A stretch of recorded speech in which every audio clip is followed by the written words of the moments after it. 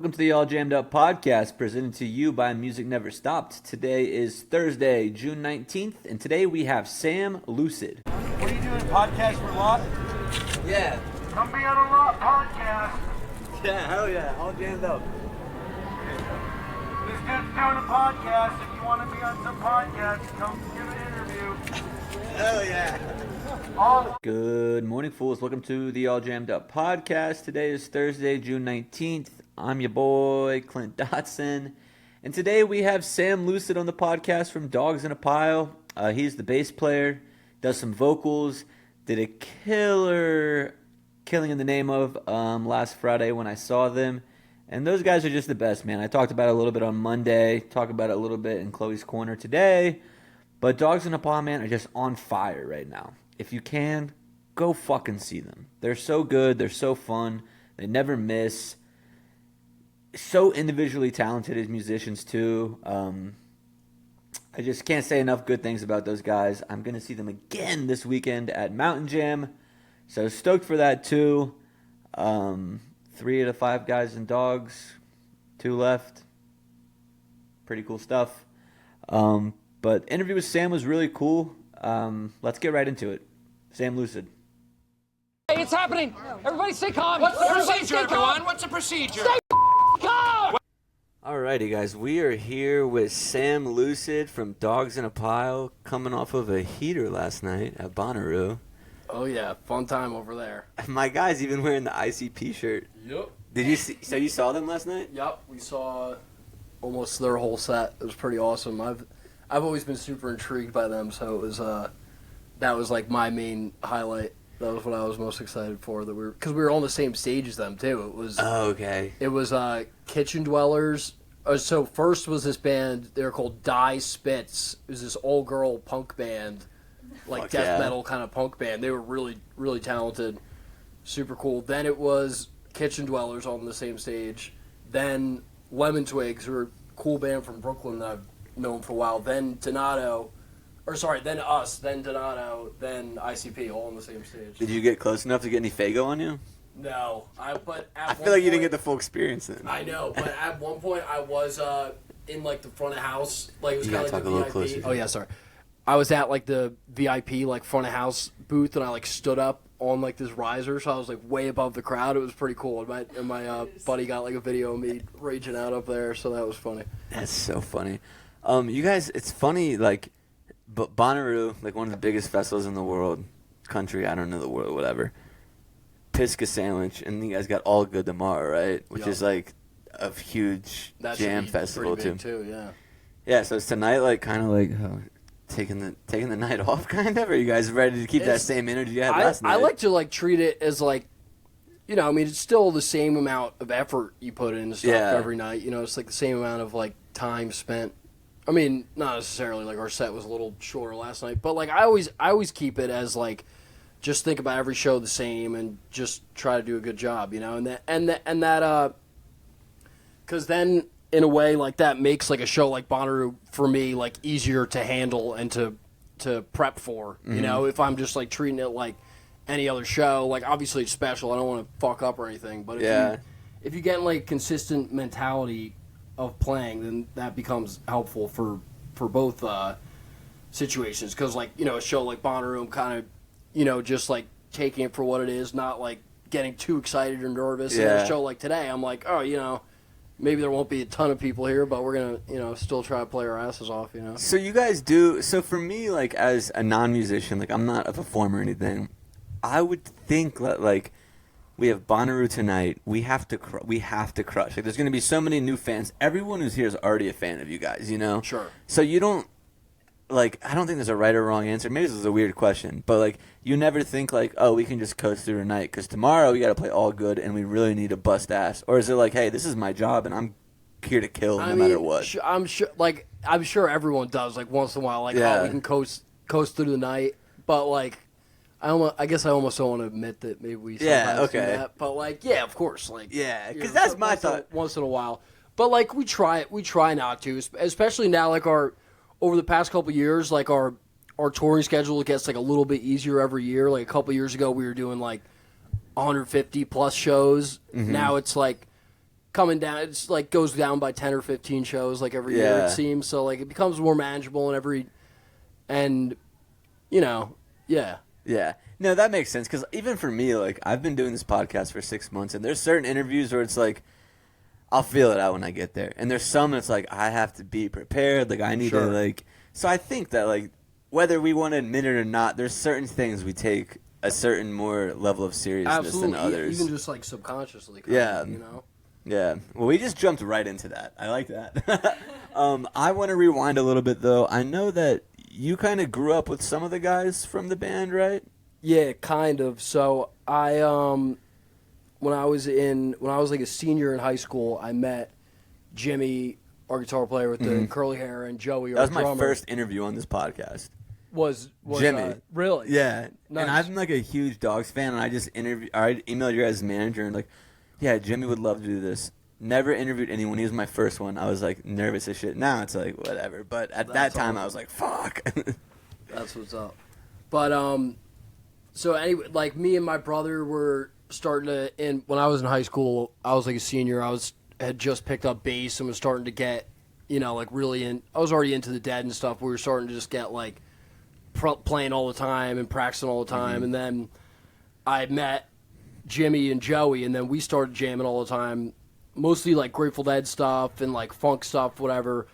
Then I ended up going to Berklee College of Music in Boston. Okay. And then that's where I met Brian and Jeremy, who were both from Long Island, but we all met in Boston in college. And then basically during COVID, like everyone had to leave campus and like all classes were shut down at Berklee. So me, Brian, and Jeremy, the three guys at Berklee, we came down to Jersey and like kind of quarantined together, like at my, we actually lived at my dad's house in Jersey. And then, so that's really when like the real like work of the band was put in. Like during that, we were doing like a lot of live streams. We were writing a lot of music, spending a lot of time together. So that was a really important time. And it was kind of cool that like, it really did suck that our senior year at Berklee kind of got fucked like that. But, we got the time to spend together and, really start the major formations of the band. So it was kind of Jimmy and Joey were like already boys, and then you met them, and then when you went to Berklee, you found Jeremy and Brian. Yeah. So you're kind of responsible for the whole formation of Dogs in a Pile. Yeah.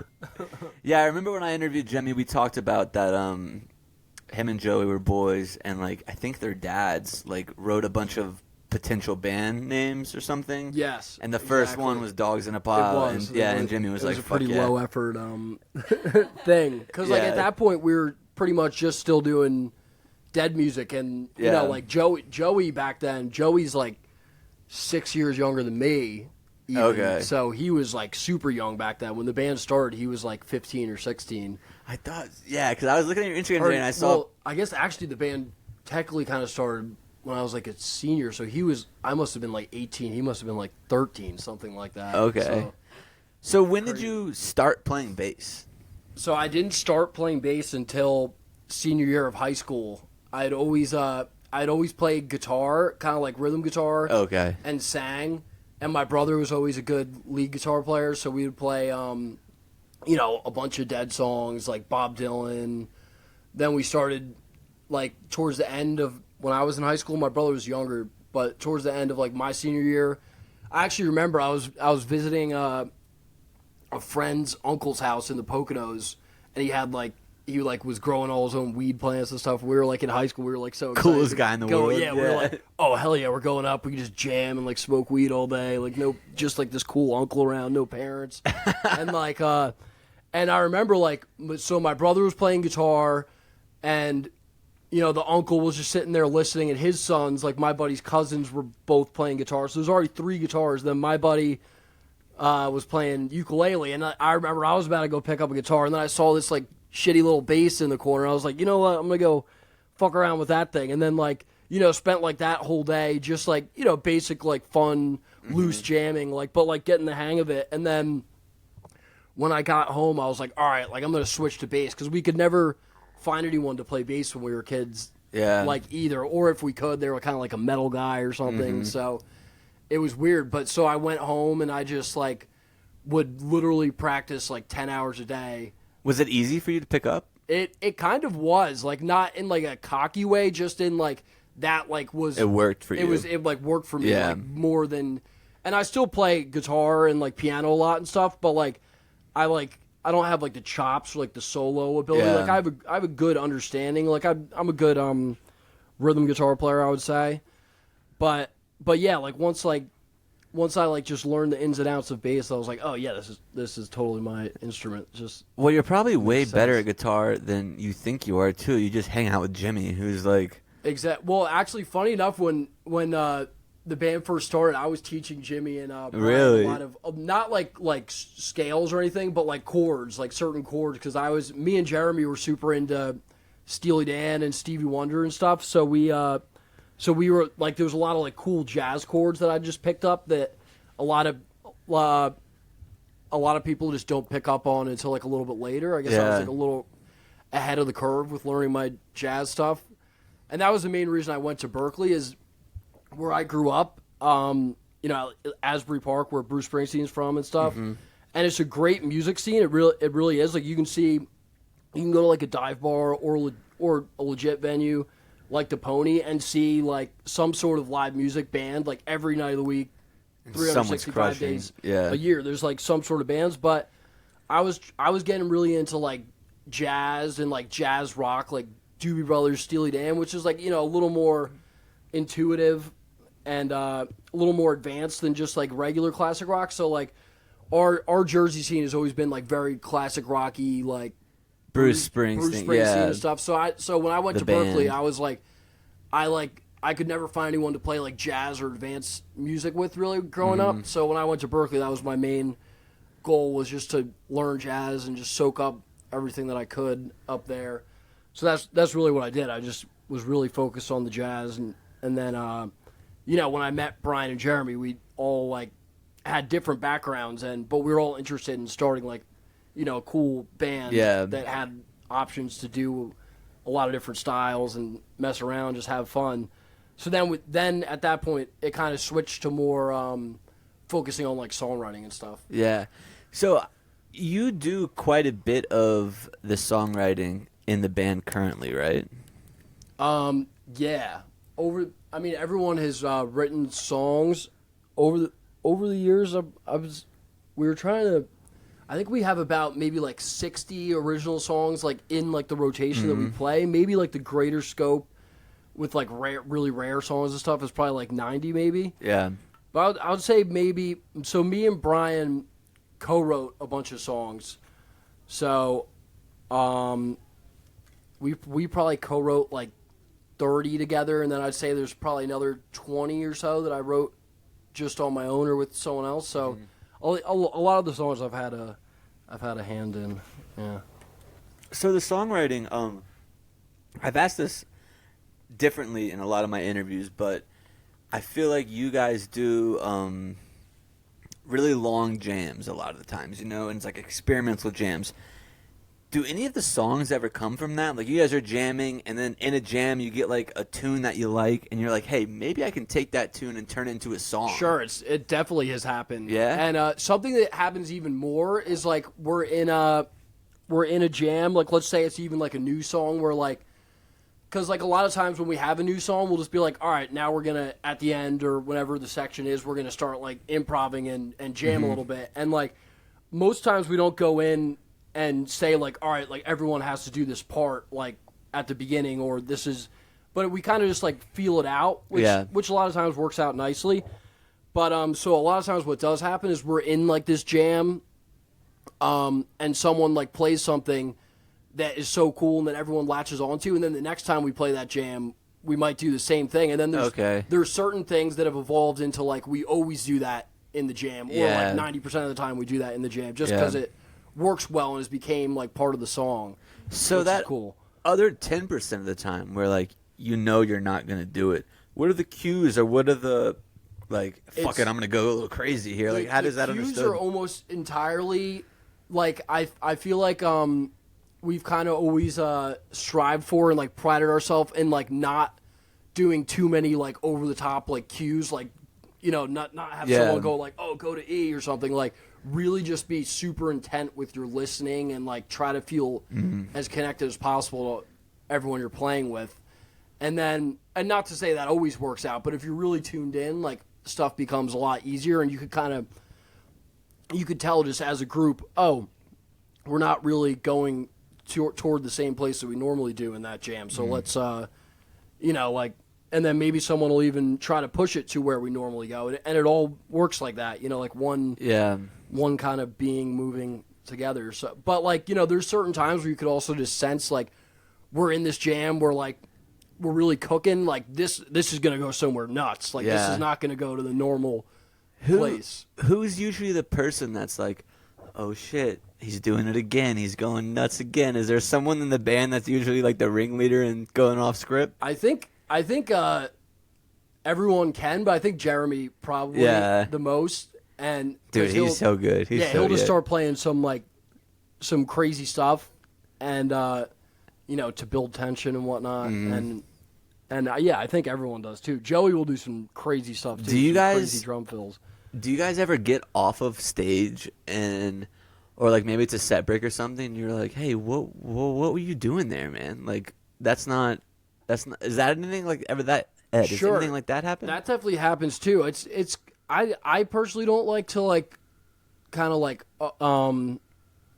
approach someone that like directly kind of like, especially like I feel like it's kind of a thing that you should like, if you don't like what someone was playing, this is just kind of my opinion, but like I would prefer like to like, you know, sleep on it or something, and then tell someone just like in like a calm manner, like, oh, like, you know, like what were you playing there? That was maybe a little weird, a little wonky, you know, but also, you know, you want to give people like space to like, you know, creative because expression. If everyone is like listening and feeling the music as intently as we inspire to do, like I was saying before, then like, you know, like it sometimes leads to something that is like, what the fuck were you doing? And then also sometimes like you'll think something was weird or not good, and then you listen back and you're like, oh shit. Has that ever happened to you where you're like, I don't really know where I'm going with this, and then halfway through it, you're like, oh, I'm kind of leading the charge right now? Sure. Yeah? Yeah. It's crazy. And like the role of bass, like I've always said, the role of like the bass and like kind of in like improv music, like jazz and like jam band music, like one of the coolest things that you'll notice like Phil do and Mike Gordon does it a lot too. Like all the guys do it, but like they're really good at it, is like they'll instead of like just like a classic rock and roll bass line, just hitting like the guitars playing a D, just hitting the D to the G to the A, like that's still the basis of what they're doing, but they'll use different notes in the chord that aren't the root note to make it sound like really cool and use inversions. And that's like a big thing and it's like it's a way of like harmonizing with everyone and like just kind of switch it, like, you know, because it still sounds right to the ear, but it just sounds a little different. So it's cool. Yeah, man, you're also a sneaky really good singer. I saw that video of you singing Brandy on, what's that, Jam Cruise? That was Peach on the Beach. Yeah, y'all were like in a water park or something. Yeah, dude, it was cool. It was because you know you guys are familiar with Peach Festival probably in Pennsylvania, right? Yeah, it's like, you know, big. That was like our like Jersey, like PA. That was like everyone's big like jam festival for years. And that was like the first festival that we started developing like a really great following at and whatnot. But shit, what was I saying? I forget. I don't even remember. We were talking about Peach Fest. How did it go that quick? Yeah, I don't know. It's all right. I got more questions. It was. But anyway, so they had to stop doing it on the mountain in Scranton. Oh, the water park, Brandy. They did it in Atlantic City at this casino kind of place. Okay. We did 2 sets. We did a set on the main stage, like out by the water, and then there was a water park inside. So we did a set from like the top of this tower in a water park, and we did all like aquatic songs. We did like the Pirates of the Caribbean theme and Brandy. We did like all stuff that had to do with like the ocean or water and whatnot. Shouts out Eric Elfie. Brandy. He loves that song. He named his dog after that song. So. That's what's up. And he listens to every episode, so shouts out Eric. Shout out. Sticking on the thing of covers, though, you guys, when you do cover a song, it's never like the cliche, like Grateful Dead song or jam song. You got like Royals by Lord. You guys did the SpongeBob song last night. I think you guys have done Rage Against the Machine. Yup, we've done Bulls on Parade a couple times. Yeah. Side note, please do that tonight. But how does that, like, what is the selection of a cover? Like, how does that, does someone just come to the band and, like, we really want to do this? Or is, like, how does that work? Yeah, that's a lot of times. What up, Jimmy? How you want to sit in and come say hi? Yeah, come say hi, Jim. We're talking about covers. Covers. Yeah. So, I asked that you guys do all these range of covers, Royals, Rage Against the Machine, SpongeBob last night. How do those songs get chosen into the set list each night? Man, it's kind of, a lot of the times you walk into like a different venue and you get a judgment for what the place is like and who's there, and kind of you're guessing, but mostly. But like, you want to, like, for me, I feel like it's best when you can feel the audience and like where they're coming from. Kind of like, not every audience is gonna know what SpongeBob is, you know. Like if you're playing for, Bonnaroo was very SpongeBob. I would not have recognized that. I would not have recognized that. I think it was another thing where people like don't know where they know it from too. Maybe. Yeah, that's and true. It's just like, oh, Yeah, I'd like, say that song definitely. right, yeah. Yeah, because he was listening to it, and I across the room, I was like, is that SpongeBob? I didn't know unless you guys had the caption of it. But going back to the thing about covers, is there a song that you want to cover, or like that you've tried to bring to the band and be like, yo, we should cover this, but the band's like, no, not today? I guess either of you guys can answer that. I think it happens to everybody. It's happened to everybody. Yeah, I can't think probably. of a specific one for me off the top of my head, but I'm sure it has happened Yeah. before, yeah. So like right now, is there a song, like a band that you guys have been listening to or anything, or like a song that you'd like to cover that is something that maybe down the road that you'd want to do? Lifestyle of a rock star. I got to sign, got an autograph. Got to sign and interview at the same time. I can't. Well, blame really- Nick for that, because Nick forgot about the interview. Oh man. Yeah, just so everyone knows that. I can't really think of one, honestly. Okay, no Yeah, worries. there's probably like, you know, a lot of times there's stuff like Dead songs that like it's like we'd love to cover this, but it's like, how many Dead songs do we want to cover? And like, Yeah. do it later in life, or like, Because at some everyone point, loves a Dead, like, but- at some point, you want to distance yourself from being a cover band. Like, yeah, you guys Sure. have so many good songs that like you want to do your own thing. Going into the rest of the summer though, you guys did Bonnaroo last night. All Good Tomorrow. You have Secret Dreams coming up and Mountain Jam. I'll be at Mountain Jam next week. Stoked for that one. Nice. Big plans for Mountain Jam. I know it's an older festival. It's at a new venue this year. Like, I know it's a weird question for you guys. Like, just every show is an important show, you know. But like, is there certain shows like Mountain Jam that you go into, like big guys like Mo and like big guys like, I think the Warren Haynes band used to play it a lot. It's like when you go into that and you're like, I think you're maybe the second biggest headliner on Saturday. Like, is that something that gets you guys like really like, fuck, we gotta show out for this? Yeah, definitely. Yeah, because a lot of times for like specific festivals, or like big shows, we'll rehearse a lot of new stuff and like add some new things. Mm-hmm. Or sometimes it's just like about like, let's just make sure we're, you know, gonna play the best material, play our strongest songs for a thing. Like that was kind of like the thing with Bonnaroo, because like, you know, it's like Mountain Jam is like a little different, I feel like, because it's kind of like a jam festival, so like we kind of know what we're getting into, like we know. But like for Bonnaroo, you know, there was some consideration about like, oh, maybe let's not jam some of the songs too long, or because you want to get new fans. Yeah, exactly. You know, a festival like Bonnaroo, or like, you know, when we did like Electric Forest or something, we were trying to do more like dancey EDM stuff than as opposed to like, you know, some other stuff we would select for other festivals. So like a set you guys are playing at Secret Dreams, where like that's a pretty like EDM heavy, and I know Jimmy's stoked. I know you guys are staying. You get to see Tipper 2 nights. Oh yeah. Oh, 1 night. Are you a Tipper fan too? No, I've never seen him, but I'm down. Oh, you're gonna get Down tipped. to You're gonna get tipped. Because you guys are Pretty staying. lights. And Pretty Lights. Or you got swirled too, right?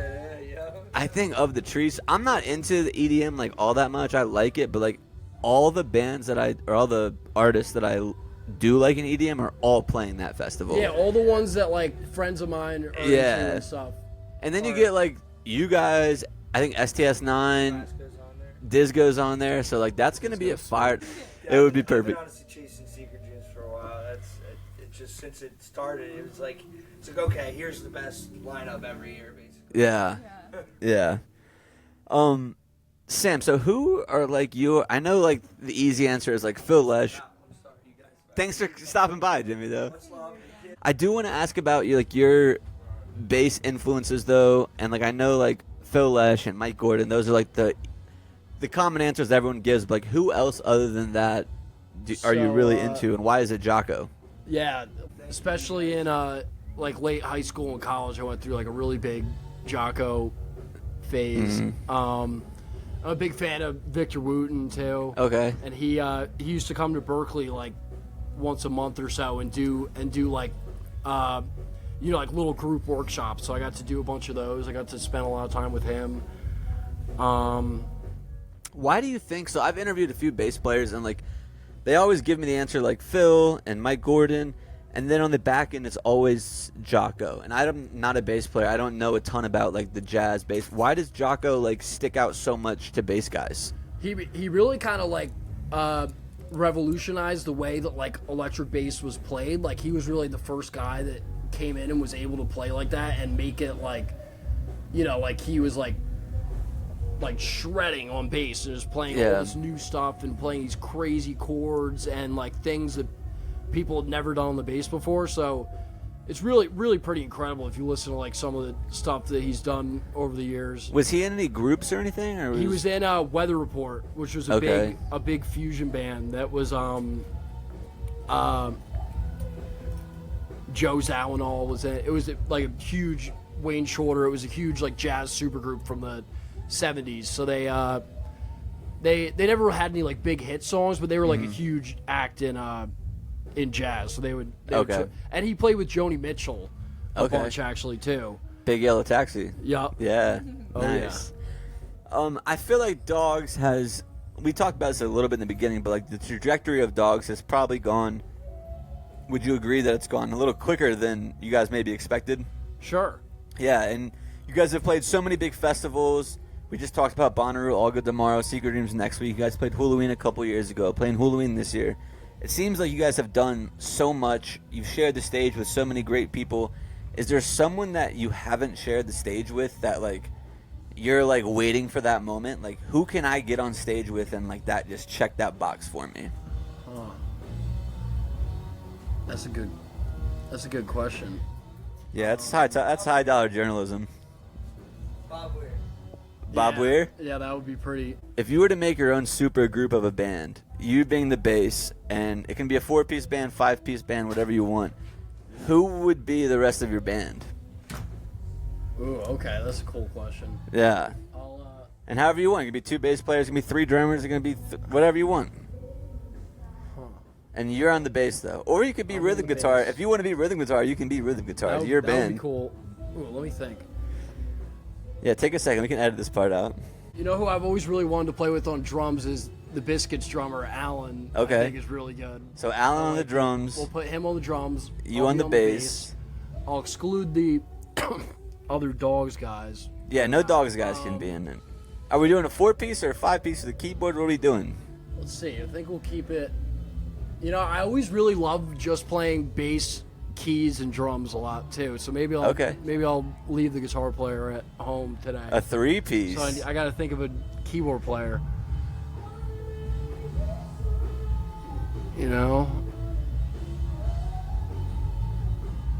Oh, so there's this. I've always really wanted to play with this guy too. I forget his last name actually, but the guy Jay who plays with Leftover Salmon, he plays the dobro and the keys. Yeah. And I've hung out with him a bunch over the years, and he just absolutely shreds. It's super. Yeah, talented we guy, just so. saw them 2 weeks ago at Dark Star Orchestra. Yeah, or Dark Star Jubilee. He's a super cool guy. I've hung out with him a bunch. We met him years ago. We met them years ago at Floyd Fest. But So I'll do a trio, me, Alan, and him on because he plays a bunch of instruments. Are you singing?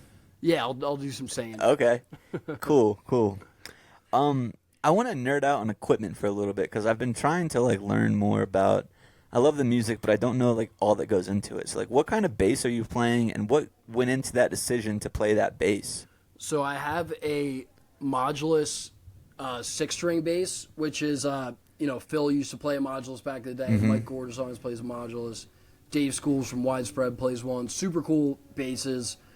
And actually, the reason I play it is because it's like a super, super nice, like custom-made bass that actually doesn't belong to me. It belongs to Joey's dad, is a bass player. Okay. And he used to play in a bunch of bands over the years, so it's kind of been on loan to me for the last 5-6+ years. Yeah. And it's just by far the nicest bass that I have access to, so that's the reason I play it. And I've grown accustomed to it now, but a normal bass has 4 strings. Yeah. So this one has an extra low string and an extra high string, so it gives you a extended range. Yeah, so is that much more difficult to play than a normal 4-string? It, in some ways, yes, and then in some ways it makes your life easier in some things. Like, for example, on a 4-string, you would have to jump around more with your hand, but on the 6-string, you can kind of, a lot of times, leave your hand in the position and just play up and down the scale. And since you have those extra low and high notes, you're not moving around as much, but in a lot of ways, I do, like, 4-string is still probably my favorite. I feel the most comfortable on it. But like, the 6-string just really works for this band. Okay. So that's why I continue to do it mostly. Speaking of special basses, you played one of Phil Lush's bass guitars. I got to play a couple of his basses. Did you ever get to share a stage with him? No, I got to meet him one time. Well, so we played at Skull and Roses the same year that he was playing in California, this festival. So I guess technically we were on the same stage at different points, and I got to meet him backstage for a couple minutes. It was probably like a year or two before he died. I got a cool picture with him. That's got to be pretty cool. Like, this guy that like I've been listening to forever. I play the instrument now. It's got to be pretty a surreal moment. It was pretty crazy. Yeah. It was like, we were just hanging backstage, and he came by on a golf cart real quick, and he's old, and like I don't think he wanted to talk to anyone really too long. So I was just like, Phil, like, you're the man, like, just like, oh, you so Going much, past, guys, get a quick picture, and like he was cool about it. Yeah. What does success look like for you and for Dogs in a Pile? Like, I feel like I've been a Dogs fan probably since like 2020, and I've seen this like. What's the word? Meteoric rise, right? Is that meteoric? A big rise in you guys getting. Meteoric. Yeah, there you go. I've seen that rise, and like, to me, it seems like Dogs is killing it. You guys are on fire. But like, what does success look like for you, and what does it look like for the band? I mean, I guess really just like to reach our full potential and bring this as far as we can go to as many people, and people to listen and get part of the family and get in with us. But like I'm like, just being able to play music for a living and do this and not have another job and get to experience all these places and meet all these people is, like, to me, I feel like we're enjoying a lot of success already. And, just being like, that was like a dream that all of us had, when we were kids, is being able to play music for a living as our job. And we're doing that. So that's with your best friends. So it's pretty incredible. Is there a stage that like you haven't played yet, or like a festival you haven't played, or like a band that you'd love to open for that you haven't got to do yet? Like, when you do it, it's like, we fucking have done this, dude. Yeah, there's still, I mean, like, to me, like, some like dream festivals would be like, like somewhere down the line, like Coachella, or like do something at Burning Man would be fucking sick. So to me, I think those are like influencer festivals, and like, for some reason I'm just like, I'm not into those. Why do you think those are, just because like the name around it? Just to like, because I feel like I always like had like a just dream of like playing some of our like wacky songs in front of like a real like kind of yuppie crowd like that, and just see it. Like, I'm sure Melt some faces. people would be like there's a couple songs, like we have this one song where me and my friend who's like not a musician at all wrote it.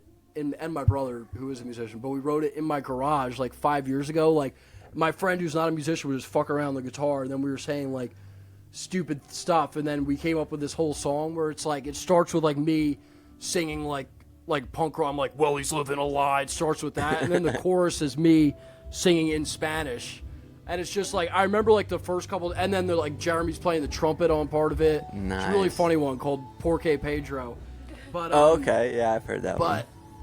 But like I remember like just the first couple times we played it, like I was just looking at people's reactions, and people were like, at first they were like, what the fuck is this? And then like by the end of the song, people were like, you know, like raging to it. So it's pretty funny. Like, it's got to be a satisfying feeling to like, especially like a concert, a show last night where it's like, what is there, 7,000 people there? that, yeah, something like that. Yeah, and like not everybody there knows who Dogs is, and they just stumble across, and they're playing the SpongeBob thing, and they're like, dude, I gotta check these guys out. That's got to be a cool feeling. Like we just converted some people. Absolutely, that's like the best feeling to me is, you know, like just trying to get new people into the music, because like, you know, we want this like style of music to live as long as it can, you know. Yeah. Whatever. Hell yeah, man. Well, what kind of music are you listening to right now that's not like, you know, not like the Grateful Dead, not like Fish, not like Jocko? Like, what are you listening to that's kind of people would be like, whoa, he listens to those guys? So I listen to a lot of Steely Dan is like my all-time favorite band. Okay. Along with the Dead. I like that. My favorite jam band is probably Disco Biscuits. I like them a lot. I listen to a lot of like indie, like alternative stuff, like especially like Beck. I love like Beck, Modest Mouse. Do you know Foxing? No. Do you know the Front Bottoms? Yes. Yeah, they're from your neck of the woods, Are right? they? They're from Jersey? I think so. Yeah, that was like my favorite band in high school. Front Bottoms? Yeah, Twin Size Mattress. I love that song. That's a great song. Yeah. Last question here, man. I know you guys got a show, so I don't want to keep you forever, but I always try to do this thing here where it's away from music and find out somebody that's not all that well known. I saw you used to do a bunch of doodles on your Instagram, Yeah. like Grateful. Is that something you still do, like in the bus? Is this Honestly, like not really. I want to get back into it, but that was Yeah. my first ever. That was my first ever dream, is I wanted to be a cartoonist when I was a kid. Oh, that's cool. So I actually one time I did this. There was this contest that Nickelodeon did, and Okay. it was like you had to like I was probably like 10 or so, or like 12, and you had to design like a cartoon character. Yeah. And like send like all this stuff, and I think I got like 50th place in it or something. So they probably sent pretty me like good. a whole orc kit or something. What kind of cartoons were you watching on Nickelodeon? Oh, dude, I was a I'm big like Fairly huge- Odd I'm a Parents. huge cartoons guy. I'm more like an adult like cartoon Okay. person now. Like so, like I love Rick and Morty, South Park. I love probably like Archer's one of my all-time favorites. Okay, that's I a love good one, Archer. yeah. I love Futurama, probably my all-time favorite. Okay. Dude, I could. You know Andy Frasco had a show on Adult Swim. I did know that. Yeah, that's crazy. But yeah, I've seen like just about every cartoon pretty much. Are you a movie buff too? Oh yeah, I'm a huge movie. That's one person, thing I've too. learned from this podcast is like every musician loves, like Joey said he loves horror films when I talked to him. Yeah, I'm really into like I like psychological thrillers and stuff like that. All right, what's your top 3 psychological thrillers? Ooh. I really like American Beauty. Okay. Have you ever seen that? I don't think you so. gotta see that. It's a great movie from like late '90s. Kevin Spacey, crazy fucking weird movie. I like the off the top. I like Shawshank Redemption. That's Maybe a good one of my favorite like Yeah. classic movies. Yeah. Actually, it's funny. My friend, one of my best friends from growing up, who's like even like a bigger movie buff than me. Like him and my brother watch like weird like indie films and stuff. I mean, they're super cool. They show them to me, but he said he'd never seen Shawshank Redemption. I was like, how is that possible, dude? And then really like the movie. When I was a kid, my favorite movie was always Forgetting Sarah Marshall. I love that movie. That's so out of left field. Yeah, that was always my. But like I like a lot of. Have you seen Severance? Yeah. Yeah, I feel like that's got to be every wheelhouse for the Yep. psychological stuff. I like that. Yeah. I liked that. Cool, Actually, man. I really liked the White Lotus show, actually, too. I haven't seen that one. Yeah, I haven't seen that one. The second season was really good. Do you have anything, Chloe?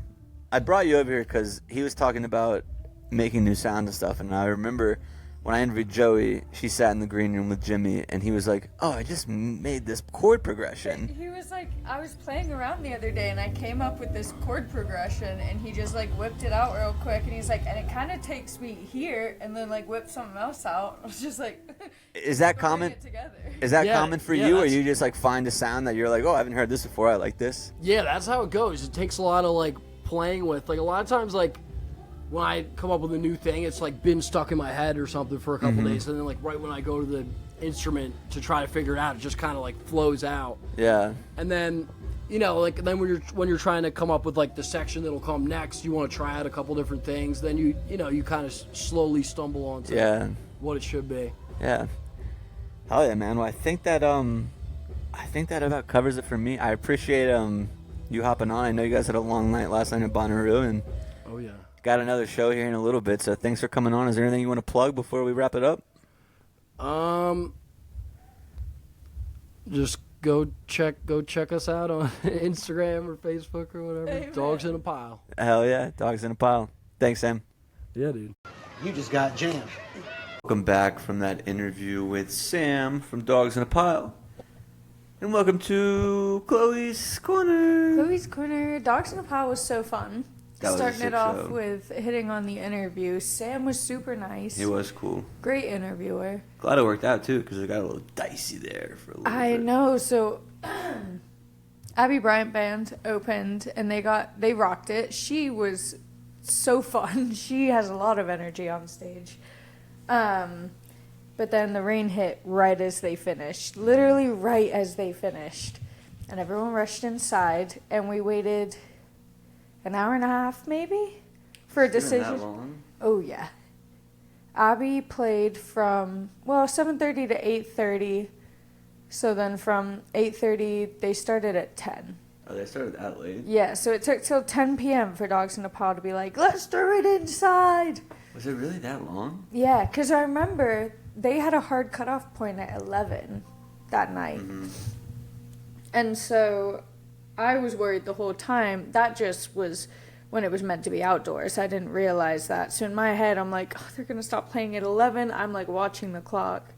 And 10 o'clock rolls around, and all of a sudden Dave's like carrying the amps onto the stage. And We were trying to help him. Yeah. Yeah, you ran back there, but he was kind of a bit too frazzled to accept help. I jumped in on that one. I'm starting this Chloe's Corner with a sparkling lemonade by Devil's Foot. Have you had the strawberry lemonade yet? I haven't. That one's the best. I had the blueberry lemonade the That other one's day good, at too. Pisgah, and that was really nice. I didn't even know they had a strawberry lemonade. Either did I, and then I saw it at the Mule. I went in to get drinks one day. I bet that's so nice. I That's love the strawberry. best one, like, by far. My favorite is still mango, but that's because I haven't really branched too far. I have my comfort colors that I stay in, you know? But strawberry lemonade sounds sick. I want to see. There's another really good one, I think. I'm going to look it up. You can keep talking while I can find it. But when Dogs finally did start playing on stage, it was an absolutely incredible show. They definitely tailored that set list. We had a bit of an older crowd there. God damn, kid. And I feel they kind of tailored that to the rock heavy, like... Should I get him real quick? What is he doing? Okay. Kid! And we're back after Kid's little freak out upstairs. Sorry for that kid delay. Our wind chimes fell. So he was stuck inside, saw them fall, and was barking at them. Gotcha. I did find all of the Devil's Foot, by the way. Oh, yeah? Soundwave, Sparkling Orange, Sparkling Mango, and Cherry Ginger Beer. And those are all collabs with the Orange Peel Salvage Station and Grey Eagle. Nice. And then they have their NAs, Blackberry Sangria. That one's probably good. That does sound nice. But then their flavors, Ginger Beer Fuego, and the Ginger Beer Ghost, which is with Scotch bonnet peppers. Why would they do that? So then Fuego is made with something. Yeah, I guess it is, yeah. And then root beer, sparkling lemonade, sparkling limeade, sparkling blueberry lemonade, sparkling strawberry lemonade, black tea lemonade, I like that one too. cherry limeade, peach lemonade. Oh. I haven't seen that one before. Yeah, hiding that one from me. And then hopped lemonade. Hopped. See, I don't fuck with hops. I bet it's pretty good. For I me. do, yeah, for you. Yeah, hey. I do keep I do keep trying to find a beer that I might enjoy, and I just haven't stumbled upon one yet. The ciders I can do. I could do a cider, but I haven't found a beer yet. And I remember all the reviews when we were looking to move here were like, oh, there's like, I don't know, there's a beer for everyone in Asheville, blah, blah. They're like, there's so many beers, you'll be able to find one. I haven't found one yet. But have you tried that many? I mean, no, because I don't really like beers. So why would I want to spend money to try them out? So that's a me problem. So yeah, quick shouts out to Devil's Foot. Yeah, shouts out to you guys. But yeah, that Dogs in a Pile show. Super cool, super intimate. How many people do you think were in there at the end? 100? I was going to say max 150. Yeah. Max 150. And you will never get another Dogs in a Pile show that small, I don't think. No, I don't think so. And they fucking ripped. They did, yeah. Benny and the Jets. Benny and the Jets is a beautiful... They Rage Against the Machine. They're Rage Against the Machine. They all just switched instruments. They were banging on the keyboard. It was sick. It was the best. Yeah. You were up on the speaker. On the speaker? I saw you jump off the speaker at one point. Did I really? You did. You did it like a step up, but you jumped, you know? Oh, okay. I believe that. Yeah. I was a little fired up. Yeah. Well, they called you out. They shouted They you did. out That was before cool, that too. one. Yeah. He was like, fuck it, it was Mr. Clinton. Yeah. You guys are so cool. And then afterwards, we were just chit-chatting at Jimmy Law about Taco Bell. Yeah, that was funny because everyone was talking about the show, and then we were having our own conversation about Taco Bell, and he's like, "You guys talking about the grilled cheese burrito?"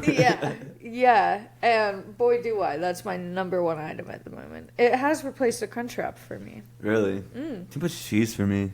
I love cheese. I'm a Lux Box guy. Some days the cheese on the burrito on the outside is a bit much and it's unnecessary, but most of the days I love it. I'm all for it.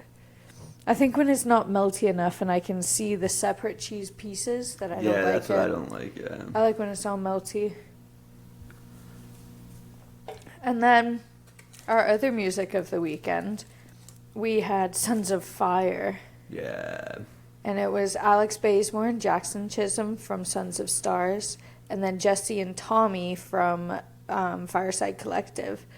So fun also. Yeah. They were really nice guys. They were super cool too. Jason puts on the most incredible little intimate events. I love it.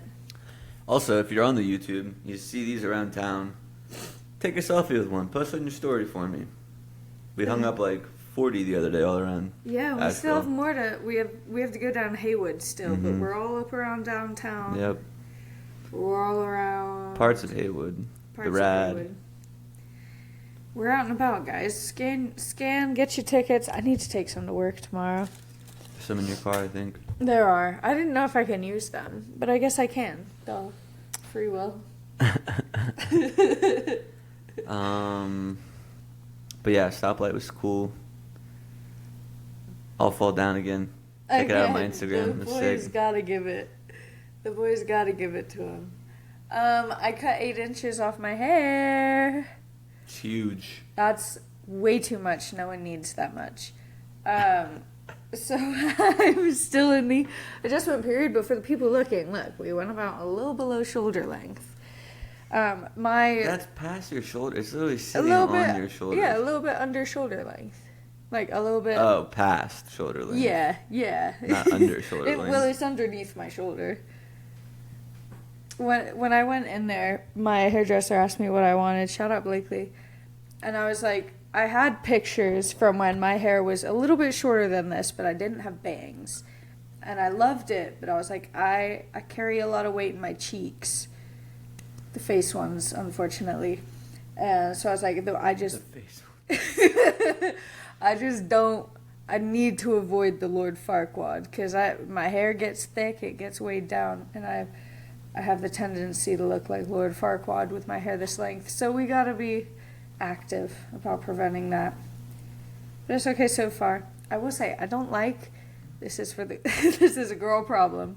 I hate when the hairdressers do the under flip with the brush. They blow dry your hair to flip underneath. So you look like a 1960s stay-at-home wife. They used to do that when I would like cut my hair. They would like take it and like. They used to like coif you back. Yeah, and I was like, you don't gotta do all that, man. That's because you went to, what was it called, Casablanca. Yeah, they would either. They would try to put gel in my hair, and I'd be like, no, and they would do that instead, and I'd be like, dude, it's fine. That's worse, and now I look Yeah. like a poodle. I looked like a greaser. God, Yeah. That's fun. I bet boys' salons are so much better. So much quicker. Yeah, they can't be quick. I used to get cut by this black dude in Tampa, and that was like an hour ordeal. Yeah. But he would put on a movie treat and you like give me right. a beer. Yeah, dude, he was the fucking man. That's so nice. And then he raised his prices. We were like, he would like send me memes and stuff. And I thought we were boys, and then I started going to him, and he unfollowed me. No more memes. What He a unfollowed shame. me. That's such a shame. But I think it was when They do get heartbroken, don't they? we moved away, and I found someone that did it for $20 Hair compared to cutters? $50. Like, Oh yeah, of course we're gonna do yeah, that. like I can't help it, buddy. I know. I did get told this time around. I got grandfathered into my last cost, but my hairdresser's rates did go up because you got a promotion. I was like, congrats for you, but Yeah, I mean, it can get expensive cutting hair. especially for a woman. Yeah, So I like for a the woman's. I like the kind of shag hairstyle, and there's a salon like 10 minutes from here that like specializes in it. And I looked at their rates for a dry trim starts at $180. You haven't even put water on my hair. Yeah, that's all. Seems like a lot dry of money. trim? 180. It's criminal. And then of course they have their thing at the bottom that's like, we have inclusive prices. Like, well, you don't. You don't if the starting point is 180. I can't afford that on a good day. Yeah, it's a lot of money. $180. You can get a tattoo for that price. Yeah, I think my ball cherries were 180. I had a patient the other day be like, so what do all these mean? And I was like, they don't. Like, you're telling me none of those have meaning. I was like, every single one of them, except for the palm tree. Every single one of them is just, I like the way it looked. Yeah, people have a hard time. I guess older people really have a hard time understanding that. Yeah, and old people is my main demographic at the moment. I had a dementia patient, and he was like tracing them. I was like, you like tattoos? He just looked right up at me and goes, nope. All right, good. Super good. How's that dog doing?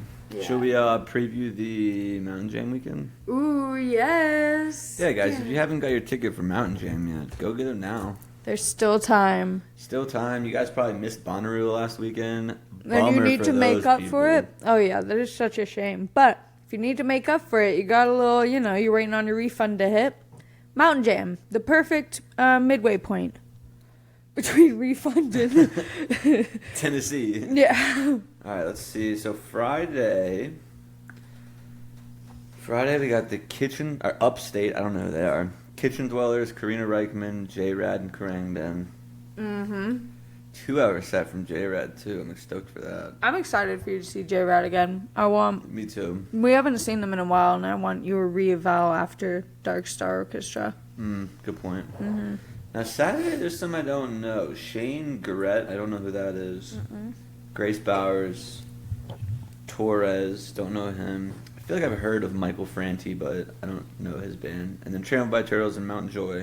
Mm-hmm. Excited to see Mountain Joy Oh. finally. Did you reach out to Trampled by Turtles? Mm-hmm. Yeah. Yeah, you're right. There's been like, 2 opportunities now where we could have seen Mountain Joy and we just like ships in the night. Yeah. So I'm glad to finally see them. Yeah. Michaela Davis. Sunday's the fire day. Michaela Davis, Dogs in a Pile, Molly Tuttle, Mo, and Goose. I wonder if Molly Tuttle... She doesn't have a whole pop album out yet, though. She won't do pop. Yeah, I don't know what.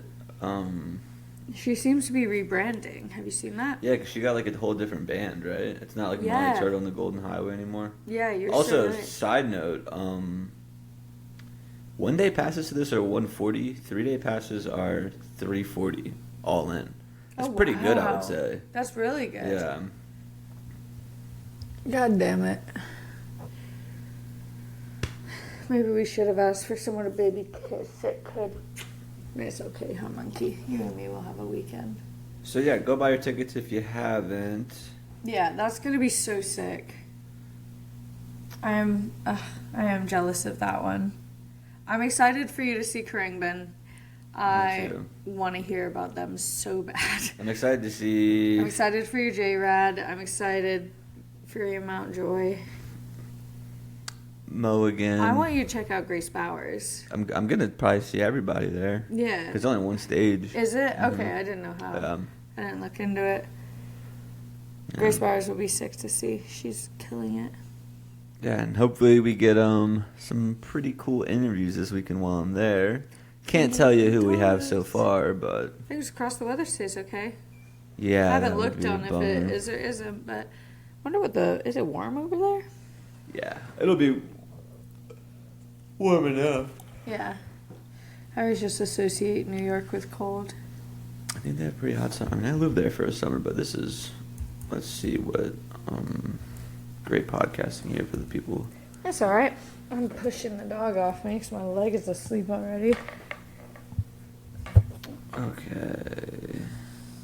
Oh, nice. It's pretty cool there, actually. Ooh. Is it, you're camping, right? Yeah. High of 67, low of 59 today. That's pretty. That's But nice. then this weekend, high of 73 Friday, low of 55, 72, 58, and then there's a chance of a thunderstorm Sunday. So yeah, Hopefully not, but that's sick. should be, yeah. That's going to be really nice. Yeah. Gets a couple interviews, maybe make some new friends, see some good music, and then we're back at it. Yeah, I was I finally got to see Bob again yesterday when I worked. I haven't seen him in months.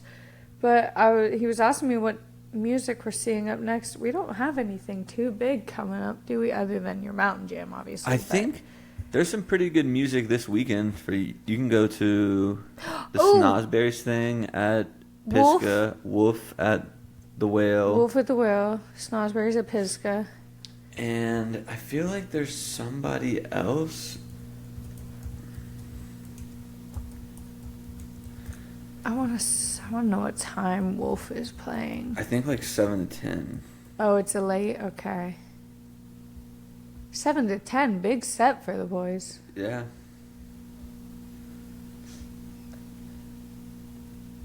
There's Lettuce coming up in Sam Bush in like 2-3 weeks. Yeah. Those are the only things. Yeah, I think there's some pretty good one here. I'm looking right now at live. Shouts out Live Music Asheville. Best place. Thank you for keeping us all Yeah. informed. So,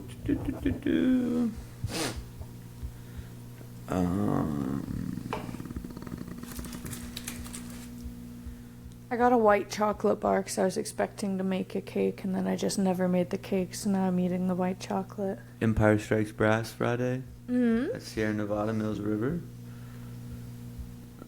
Okay, so Saturday is Papadosia's Summer Sequence. Oh no, it's Friday and Saturday. Oh no, it's Saturday and Sunday, sorry. I don't know actually, because it says on the poster here 6:20 and 6:21, but then on here it says 6:21 and 6:22. Uh-oh. So I don't know.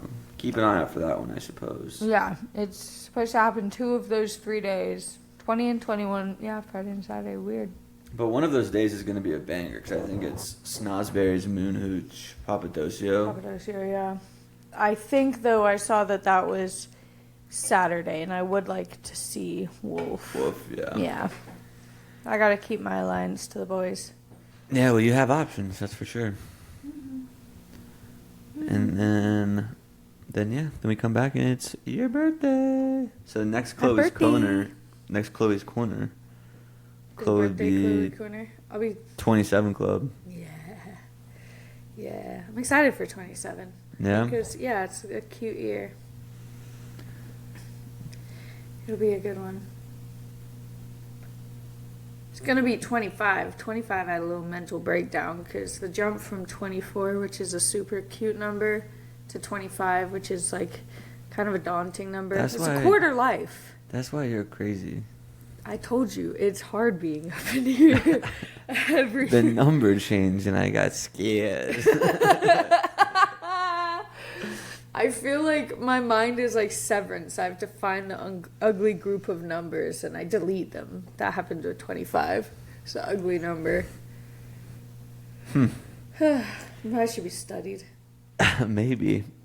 And then I'm not gonna tell you guys who the interviews are next week yet. Yeah, don't. Yeah. No. Wait until they're recorded. Yeah. Well, 2 of them already are. Yeah, you're right. 2 of them are, but you'll have to wait and find out. Again, if you haven't yet, go buy your ticket. All jammed up, July 19th. And if you're waiting to buy a ticket, that's fine. But please do it on your phone before you get to One World. It's going to make my life a lot easier if you do it that way. And mine. I'm going to be the ticket girl. It's going to make my life easy. Yeah, you're just going to have to tell everyone to buy it on their phone, though. Yeah. 'Cause I don't I'll have- just keep one of those Yeah. up there and be like, purchase. Show me the confirmation. All right, anything else? No, I think that's all I got. All righty, guys. Well, have a great weekend. We'll see you on Monday. And remember, wherever you are right now is exactly where you're supposed to be. Come along, have a drink with me. We can talk about the world and how the world is turned so slow. Day and night I found cars they drive and planes they fly. I look into the sun and the sky, you're so bright. It's you that I have found. Oh, and I know there's not much longer now. Or if the world would just slow down.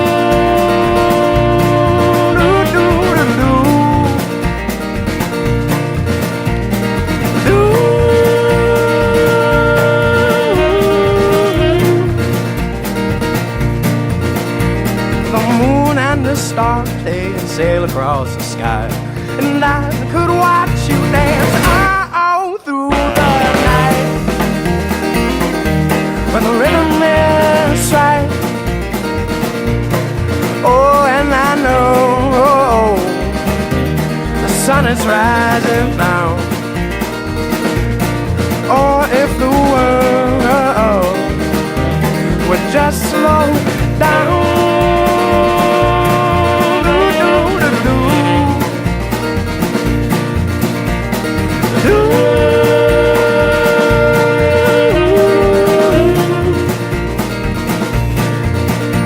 So you move with me and I'll move with you, and I could spend the rest of my life by your side. It's you that I have found. Oh, and I know not much longer now. Or if the world would just slow down.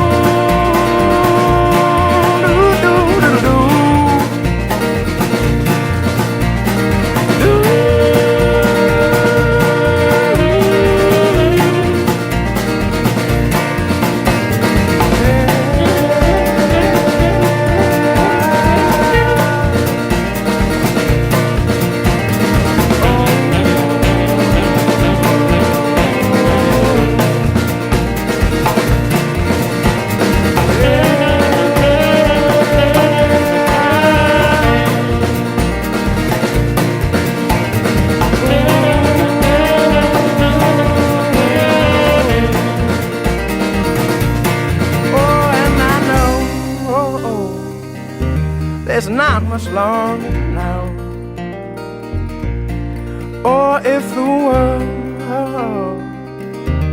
would just